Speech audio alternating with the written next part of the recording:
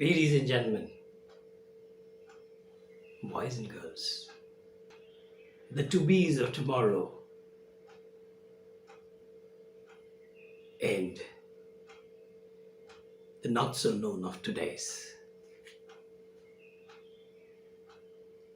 It's an immense pleasure that I could ever talk to you in the context of interviews. As you know, elsewhere in the Gurukul channel, we are working on problem solving, we are talking about branding your communication, we are talking about excellence in communication, we're talking about body language.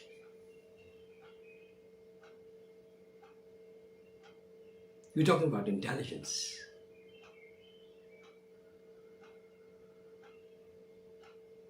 But interviews bring in a very specific focus. In a sense, it is a micro activity. It is a micro activity. So I'll be in the pursuit of getting into details, and it's an immense pleasure.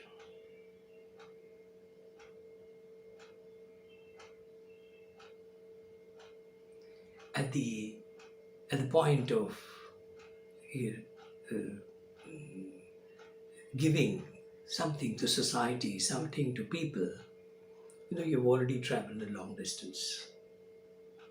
You have had your own confusions. You have your own say on things. In a media like this, when we talk about interviews, I think we can scale up many things. And that will be my pursuit. We can scale up many things. We can make many more things vibrant. We can make many more things lively. So this program, I believe, this discourse on interviews, I believe, would not only help people who appear for interviews, they are interviewees, but this will also largely set a new frame for the interviewers. They would become far more empathetic towards the interviewees,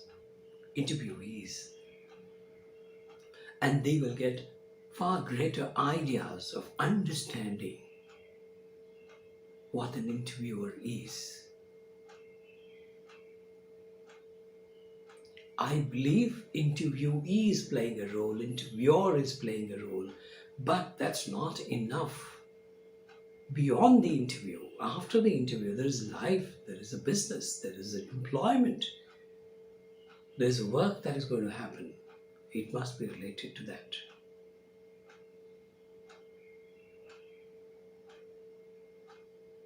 So in a sense, we are trying to reintroduce interviewers and interviewees at a much higher plane,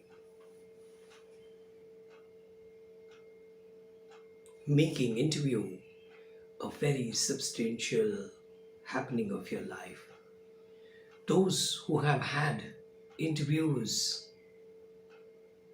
that have substantial influence on their life are the lucky ones, because the script of interview, the narrative of the interview and the narrative of the experience is like writing a very premium book of your life.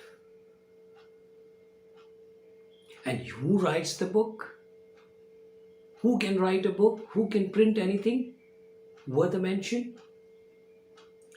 Only people who have honesty in them. People who have honesty in them. So may this evolution of discussions on interviews create a different scale of honesty, integrity with respect to our task of attending an interview and interviewing someone. If this can happen, if this can happen, we will, first and foremost, we will be able to, first and foremost, put a standard check on the quality of interview, which is primarily dictated by the quality of interviewing, but substantially partnered by the quality of answers. Now, at this point of time, having consulted a large number of organizations, it looks very primitive for me to make a use of two expressions, answers and questions. It sounds very primitive for me because I don't look at them as questions. I don't look at them as answers. In the larger scheme of things, when we establish a concept of interview, you will say, you will agree, you might feel, interview is also a communication game. It is a communication game, and the output of that game is wonderful ideas about living, wonderful ideas about performing, wonderful ideas about decision making, wonderful ideas about creating perspectives.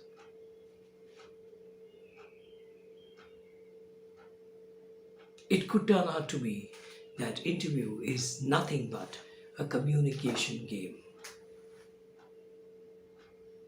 Be prepared for that. Be prepared for that possibility. Right now, I'll go back maybe 25 years and catch up with you in a way that I am able to empathize your situation much better.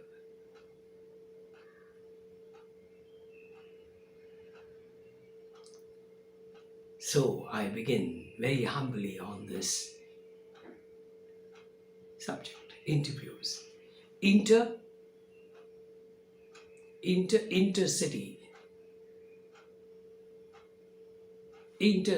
between the two cities.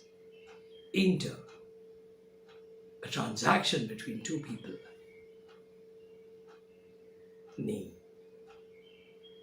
Now, it's not a transaction between two people.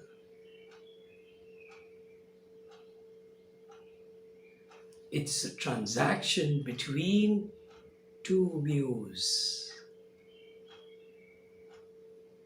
It's a transaction between two views. View is a picture. View is a picture.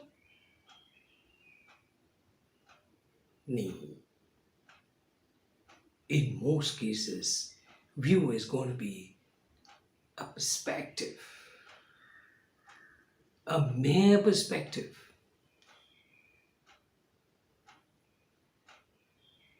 So did I say many years back that we are dealing not with people but with their psychology? Did I say that? Did you hear that? We don't deal with people. It's impossible to deal with people. We deal with the psychology in the situation, the instant psychology. An interview is a wonderful precipitation of that idea. It's an exchange of psychology.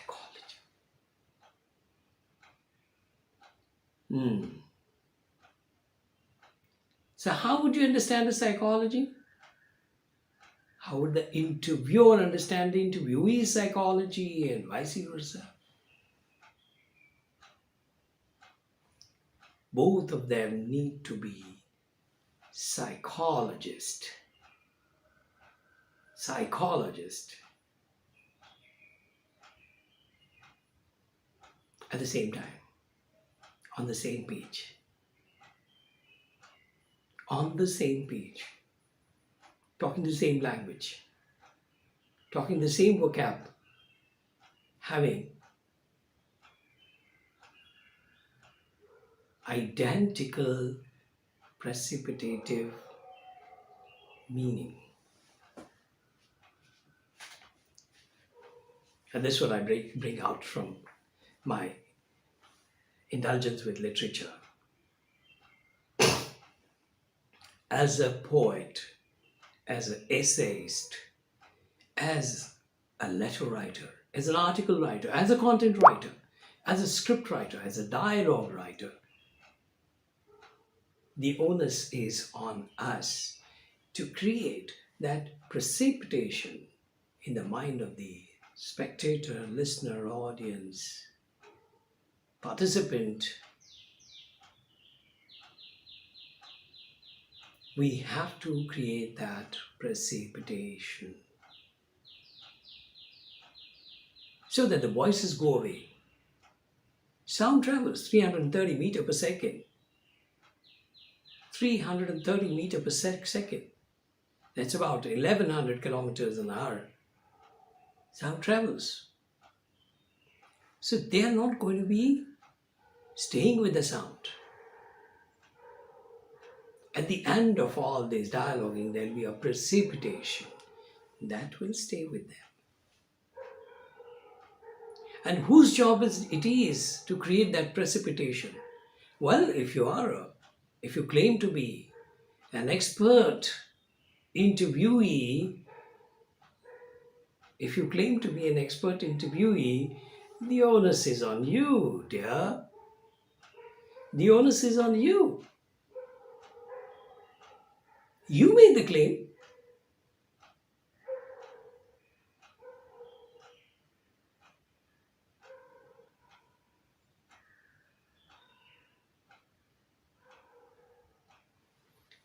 You made the claim. The onus of precipitation, the design precipitation is yours. If you don't do that, whatever good you do, you might think you're doing good. Whatever good you do, you will not be able to create a right after effect. There's nobody in the organization who's going to straight away issue you an offer letter. They're going to think about it. They're going to probe. That's about serious engagement.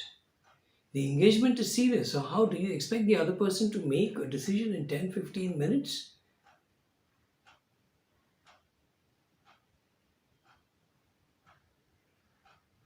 How do you?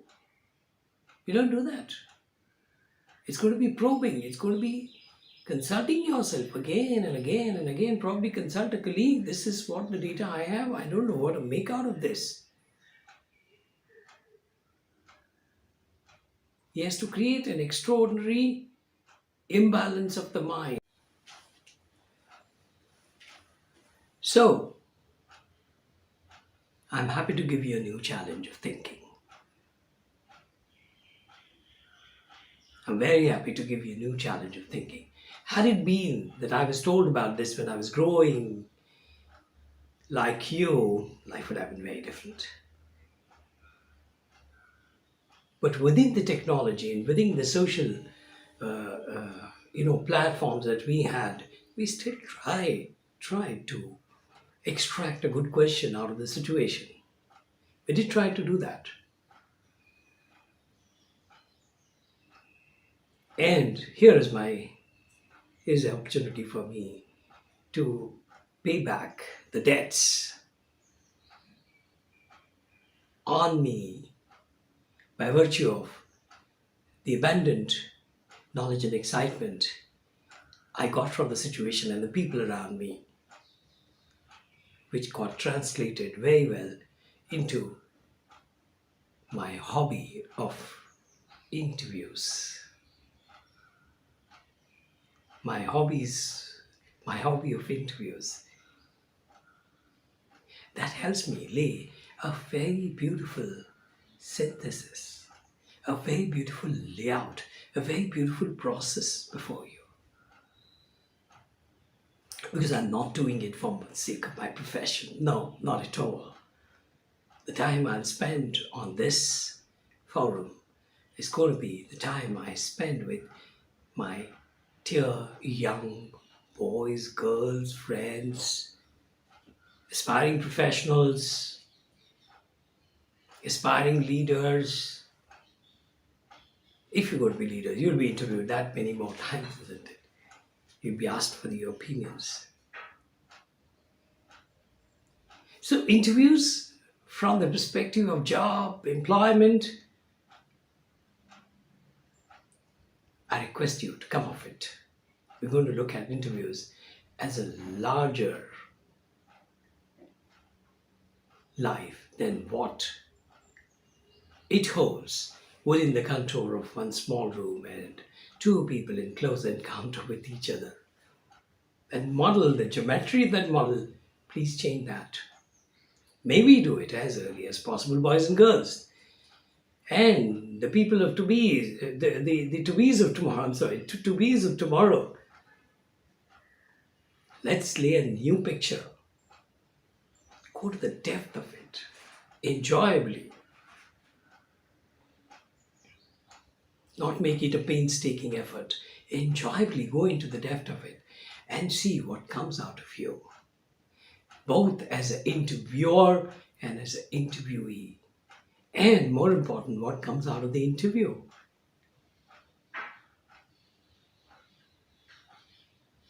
So, with that, I sign off for this episode and we'll come back to you with bigger and greater and higher thoughts next time around. Thank you.